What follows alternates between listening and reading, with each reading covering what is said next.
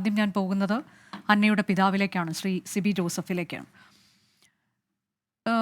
ഇപ്പോൾ ഇന്ന് കൃത്യം 2 മാസമാവുകയാണ് അന്ന നമ്മെ വിട്ടുപിരിഞ്ഞിട്ട്. ജൂലൈ 20-നായിരുന്നു മരണം. ഇന്ന് സെപ്റ്റംബർ 20-ആണ്. ഈ കഴിഞ്ഞ ദിവസങ്ങളിലൊക്കെയാണ് പുറം ലോകം ഇങ്ങനെയൊരു സംഭവം ഉണ്ടായി എന്നുള്ളത് അറിഞ്ഞത്. അതിന് കാരണമായതും അന്നയുടെ അമ്മയുടെ ഒരു കത്താണ്, കമ്പനിക്ക് അയച്ച കത്ത്. അതിനുശേഷം അപ്പോൾ ആ കത്തയക്കുന്നതിൻ്റെ ഉദ്ദേശ്യം ഇതിലെന്തെങ്കിലും നടപടിയിലേക്ക് പോവുകയോ അതൊന്നുമല്ല. പക്ഷേ ഇനി ഒരാൾക്ക് ഇങ്ങനെ ഒരു അവസ്ഥ ഉണ്ടാകരുത്, അതുകൊണ്ട് അതിനുവേണ്ടി മാത്രമാണ് ഇങ്ങനെ ഒരു കത്തയച്ചത് എന്നത് അമ്മയും പറയുന്നുണ്ടായിരുന്നു. ഈ കത്ത് പുറത്തു വന്നു, അത് സമൂഹ മാധ്യമങ്ങളിലൊക്കെ ചർച്ചയായി, മാധ്യമങ്ങളിൽ അത് ചർച്ചയാകുന്നു. പിന്നീട് രാജ്യ തലത്തിൽ തന്നെ അത് വലിയ വിഷയമായി മാറുന്നു. ദേശീയ തലത്തിൽ നമ്മുടെ സർക്കാർ ഇടപെടുന്നു, തൊഴിൽ മന്ത്രി പറയുന്നു ഇതിൽ അന്വേഷണം നടക്കുമെന്ന്. ആ തരത്തിലേക്കൊരു ഇടപെടലൊക്കെ ഉണ്ടാകുന്നു. സംസ്കാരത്തിന് പോലും ഈ കമ്പനി പ്രതിനിധികൾ അങ്ങോട്ടേക്ക് എത്തിയിരുന്നില്ല. പക്ഷേ ഇതിത്ര വലിയ ചർച്ചയായതിനു ശേഷം ഇപ്പോൾ കമ്പനി പ്രതിനിധികൾ താങ്കളുടെ വീട്ടിലേക്ക് എത്തുന്നു, സംസാരിക്കുന്നു. കൂടാതെ ഫോണിൽ വിളിച്ച് ഈ കമ്പനിയുടെ ഏറ്റവും തലപ്പത്തുള്ളവർ സംസാരിക്കുന്നു. ആ തരത്തിലേക്കൊരു അവരുടെ ഭാഗത്തു നിന്ന് അങ്ങനെയെങ്കിലും ഒരു ഇടപെടലൊക്കെ ഉണ്ടാകുന്നുണ്ട്. എന്താണിപ്പോൾ കമ്പനി അധികൃതരുടെ നിലപാട്? അവർ എന്ത് ഇടപെടൽ ഉറപ്പ് നൽകിയിട്ടുണ്ട് ശ്രീ സിബി?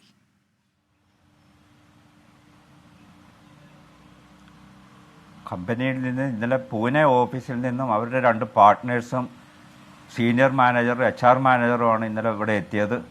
അവരോട് ഈ കാര്യങ്ങൾ ഞങ്ങൾ പറയുന്നു.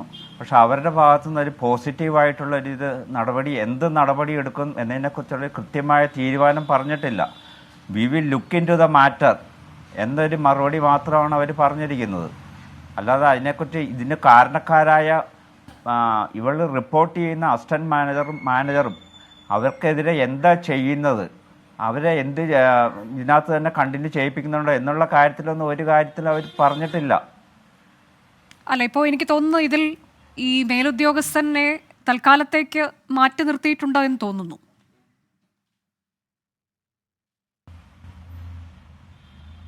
അറിയത്തില്ല കേട്ടോ. ഇന്നലെ അവർ വന്നപ്പോൾ ഞാൻ ഈ കാര്യം ചോദിച്ചിരുന്നു. അവരിപ്പോഴും അവിടെ തന്നെ കണ്ടിന്യൂ ചെയ്യുന്നതായിട്ടാണ് അവർ പറഞ്ഞത്. കാരണം ആ ഓഫീസിൽ നിന്ന് തന്നെയുള്ള സീനിയർ മാനേജറാണ് ഇന്നലെ ഇവിടെ എത്തിയത്. ആ സീനിയർ മാനേജറോട് ഈ കാര്യം ഞാൻ പറഞ്ഞപ്പോൾ അവരിപ്പോഴും അവിടെ തന്നെ ഉണ്ടെന്നുള്ള രീതിയിലാണ് സംസാരിച്ചത്.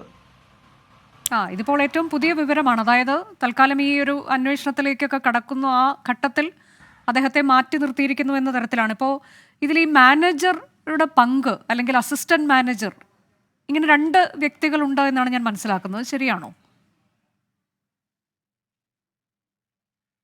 അതെ, ഇവരാണ് നേരിട്ട് ഈ ജോലി അസൈൻ ചെയ്ത് നൽകുന്നത്. ഓഡിറ്റ് ടീമിന് പറയൂ.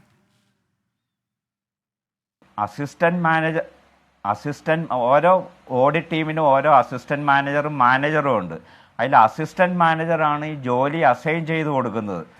മാനേജർ അത് റിവ്യൂ ചെയ്യും. ഇവർ ഓരോ വർക്ക് ചെയ്യുമ്പോഴും ആഴ്ചയിൽ 1 ദിവസം വീതം റിവ്യൂ നടത്തുന്നതാണ് മാനേജർ. അപ്പോൾ അതിനെന്തെങ്കിലും ഷോർട്ട് ഫോൾ ഉണ്ടെങ്കിൽ അത് കാണിച്ചു തന്നിട്ട് അത് കറക്റ്റ് ചെയ്യുക എന്നുള്ളതാണ് മാനേജർ ചെയ്യുന്നത്. ഈ അസിസ്റ്റന്റ് മാനേജർ ജോലി അസൈൻ ചെയ്യുമ്പോൾ അത് ജോലി ചെയ്ത് കഴിഞ്ഞിട്ട് പിന്നെ തിരിച്ച് താമസ സ്ഥലത്ത് എത്തിയാലും പിന്നെ അഡീഷണൽ വർക്ക് പിന്നെയും കൊടുക്കുന്നുണ്ടായിരുന്നു. അത് ഇതുമായിട്ട് നേരിട്ട് ബന്ധമില്ലാത്ത ജോലികളാണ് പലപ്പോഴും അവളെ ഏൽപ്പിച്ചിരുന്നത്.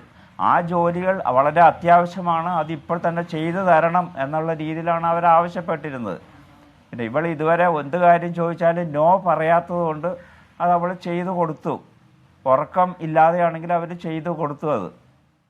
അതെ, അപ്പോൾ ഇതിൽ ഈ അന്നയ്ക്ക് ഈ കാര്യങ്ങളൊന്ന് പറയാൻ, അല്ലെങ്കിൽ ഇങ്ങനെ ഈ ജോലി തനിക്ക് ചെയ്യേണ്ട ജോലിയല്ല, അതിനപ്പുറത്തേക്ക് ഔദ്യോഗികമായി ചെയ്യേണ്ടതിനപ്പുറത്തേക്ക് ചില ജോലികൾ കൂടി ഏൽപ്പിക്കുന്നുണ്ട് എന്നതൊന്ന് പറയാൻ ആ തരത്തിലേക്ക് ഒരു സീനിയർ എന്ന രീതിയിൽ ആരെങ്കിലും ഉണ്ടായിരുന്നോ? അങ്ങനെ ആരും ഇല്ലായിരുന്നു എന്നാണോ? ഈ മാനേജറെ ഈ കാര്യങ്ങൾ ധരിപ്പിക്കാൻ കഴിഞ്ഞിരുന്നോ അന്നയ്ക്ക്?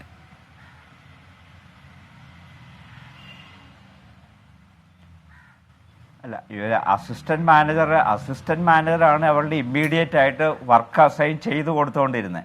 അപ്പോൾ അവരിങ്ങനെ ഒരു വർക്ക് പിന്നെ ഇവർ ചെയ്യിപ്പിന് അവൾ അതിൻ്റെ ഭാഗമായിട്ടുള്ളതാണ് അവൾ ആദ്യം കരുതിയിരുന്നത്. പിന്നെയാണ് മനസ്സിലായത് ഇതിന് പുറമേയുള്ള മറ്റു വർക്കുകളാണ് ചെയ്തു കൊടുത്തുകൊണ്ടിരിക്കുന്നത്, മറ്റു വർക്കുകളാണെന്ന് മനസ്സിലായത്. പക്ഷേ ഇവൾക്കത് ഒന്നാമത് ഇവൾ പുതിയതായിട്ട് ജോയിൻ ചെയ്തു. ഇവൾക്ക് ഇങ്ങനെ ഒരാളോട് പരാതി പറഞ്ഞാൽ അത് എങ്ങനെ ഉണ്ടാകും എന്നൊരു ഇത് തോന്നിയിട്ടായിരിക്കും അവൾ ആരോടും പറയാതിരുന്നത്.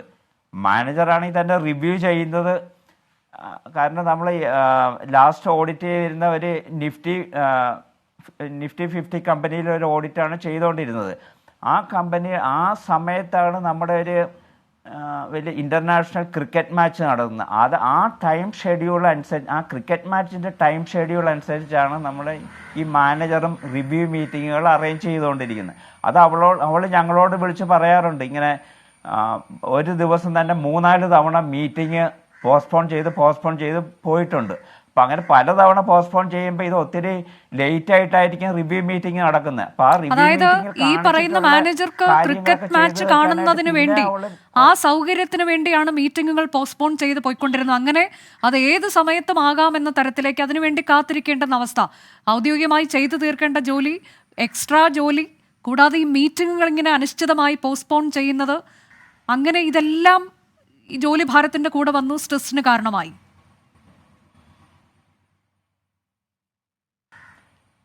അതെ, അതുകൊണ്ട് അവർക്ക് കൂടുതൽ നേരെ ഇരുന്ന് ജോലി ചെയ്യേണ്ടതായിട്ട് വരുന്നുണ്ട്. കാരണം ഇതിപ്പോൾ സമയത്തിന് തന്നെ നമ്മൾ റിവ്യൂ മീറ്റിംഗ് നടത്തുകയാണെങ്കിൽ ആ ബാക്കിയുള്ള സമയത്ത് അത് ചെയ്തു തീർക്കാനായിട്ടുള്ള സാവകാശം അവർക്ക് കിട്ടും. ഇതിപ്പോൾ ഒത്തിരി റിവ്യൂ മീറ്റിംഗ് ഒത്തിരി നീണ്ടുപോകുന്നതുകൊണ്ടാണ് അതിൻ്റെ കറക്ഷനൊക്കെ നടത്താനായിട്ട് പിന്നെ ഒത്തിരി താമസം വരുന്നത്. ഇനിയിപ്പോൾ അത് ചെയ്തു കഴിഞ്ഞാൽ തന്നെ തിരിച്ച് റൂമിലെത്തിയാലും അഡീഷണലായിട്ട് മറ്റു വർക്കുകളും ചെയ്തു കൊടുക്കേണ്ടതായിട്ട് വരുന്നുണ്ട്. ഇതിൽ ഈ അസിസ്റ്റന്റ് മാനേജർ എന്ന് പറയുന്ന ഒരു സ്ത്രീ ആയിരുന്നു അല്ലേ? സ്ത്രീയാണോ? അതെ അതെ, സ്ത്രീയാണ്. അപ്പോൾ ഇത്തരം പ്രശ്നങ്ങൾ അവരോട് ഈ കാര്യം അവളെ സൂചിപ്പിച്ചതാണ്.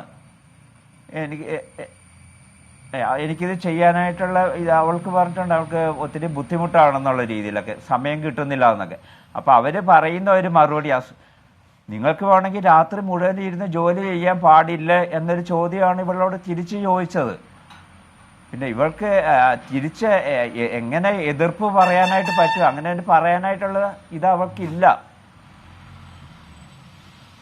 അതെ, ഇതിലിപ്പോൾ ഈ EY എന്നുള്ള കമ്പനി ഒരുപക്ഷെ എനിക്ക് തോന്നുന്നത് ഏതൊരു തുടക്കക്കാരിയെയും സംബന്ധിച്ച്, ഒരു ബിഗിനർ, ഒരു ഫ്രഷറിനെ സംബന്ധിച്ച് അതൊരു വലിയ ഓപ്പർച്യൂണിറ്റിയാണ് എന്ന് ഞാൻ കരുതുന്നു. കാരണം ഈ ബിഗ് 4 കമ്പനീസ് എന്ന് പറയുന്നതിൽ പെട്ട ഒരു കമ്പനിയാണ്. അപ്പോൾ അവിടെ ഒരു ജോലി കിട്ടുക എന്ന് പറയുന്നത് തന്നെ വലിയൊരു കാര്യമാണ്. അത്രയും മെറിറ്റ് ഉള്ളത് കൊണ്ട് മാത്രം കിട്ടുന്ന ഒരു ജോലിയാണ്. അപ്പോൾ അതിൽ എങ്ങനെയെങ്കിലും പിടിച്ചു നിൽക്കുക എന്നുള്ള അത് അന്ന മനസ്സിൽ കരുതിയിരിക്കണം അല്ലേ?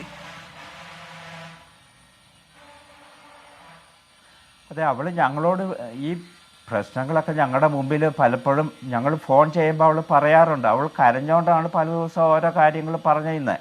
അപ്പം ഞങ്ങൾ അവളോട് ആവശ്യപ്പെടും, അങ്ങനെയാണെങ്കിൽ നീ റിസൈൻ ചെയ്ത് തിരിച്ചു പോവാ.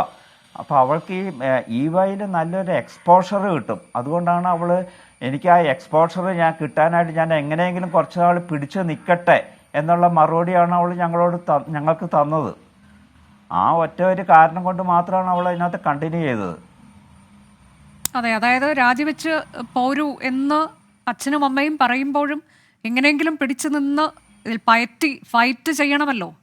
അപ്പം അങ്ങനെ നിന്ന് നോക്കാമെന്ന് തന്നെ കരുതി.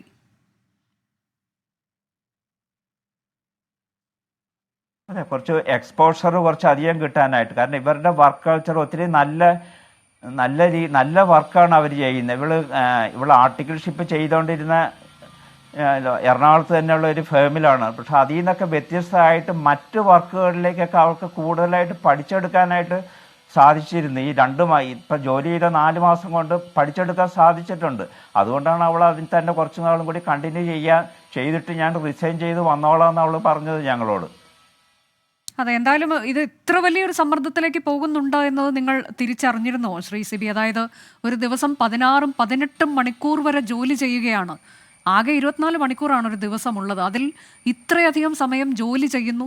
പലപ്പോഴും ഭക്ഷണം പോലും കഴിക്കുന്നില്ല. ഈ ക്ഷീണിച്ച് തിരിച്ച് വീട്ടിലേക്ക് വരുമ്പോൾ ആ ഇട്ടിരുന്ന ഡ്രസ്സ് പോലും മാറ്റാൻ പറ്റാതെ നേരെ കിടക്കയിലേക്ക് പോയി വീഴുന്നു.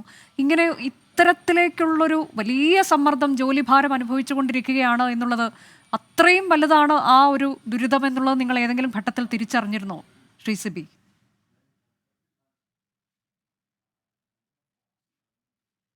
അതായത് ഇവള് ഞങ്ങളെ ദിവസങ്ങളിൽ എല്ലാ ദിവസവും ഇവളെ വിളിച്ചിരുന്നു വൈകുന്നേരങ്ങളിൽ. അപ്പോൾ അവൾ ഈ പ്രശ്നങ്ങളൊക്കെ ഞങ്ങളോട് പറയാറുണ്ട്. ഇങ്ങനെ രാത്രി ഓഡിറ്റ് നടക്കുന്ന ദിവസങ്ങളിലൊക്കെ രാത്രി 12:30 മണി വരെയാണ് ഓഡിറ്റ് കാണുന്നത്. അതിനുശേഷം അവൾക്ക് അവിടുന്ന് പോരാൻ പറ്റുള്ളൂ. അവിടുന്ന് പിന്നെ അവൾ താമസ സ്ഥലത്തേക്ക് എത്തുമ്പോൾ അവിടുന്ന് യാത്ര ഊബർ വിളിച്ച് വരുമ്പോൾ 1:30 മണിയെങ്കിലും ആകും. ഓഡിറ്റ് നടക്കുന്ന ദിവസങ്ങളിൽ ഇതാണ് അവരുടെ ഷെഡ്യൂള്. കാരണം ഈ ഇങ്ങനെയുള്ള കമ്പനികൾ ഈ സ്റ്റോക്ക് എക്സ്ചേഞ്ചിൽ ലിസ്റ്റ് ചെയ്ത കമ്പനികളായതുകൊണ്ട് ഒരു ടൈം ഫ്രെയിമിനകത്ത് അവരുടെ ഓഡിറ്റിങ് നടത്തി കൊടുക്കണം. കാരണം അവർക്ക് ആ എക്സ്ചേഞ്ചിലെ റിസൾട്ട് അനൗൺസ് ചെയ്യാനുള്ളതുകൊണ്ട്. അപ്പോൾ അതങ്ങ് കീപ്പ് ചെയ്യുക, ആ സമയം പാലിക്കാനായിട്ട് കമ്പനി സമയം ചിലപ്പോൾ 12:30 മണി വരെ ഇരിക്കേണ്ടി വരുന്നുണ്ട്. സ്കൂളിലും കോളേജിലും ഒക്കെ ടോപ്പറായിരുന്നു. CA കംപ്ലീറ്റ് ചെയ്തെടുക്കുക എന്ന് പറയുന്നതും ഒട്ടും എളുപ്പമുള്ളൊരു ടാസ്ക് അല്ല. അതെല്ലാം കഴിഞ്ഞ് നല്ലൊരു കമ്പനിയിൽ ജോലി കിട്ടിയ ഒരു കുട്ടിയുടെ ഗതി എങ്ങനെയായിരുന്നു എന്നുള്ളതാണ് ഞാൻ താങ്കളിലേക്ക് എത്താം.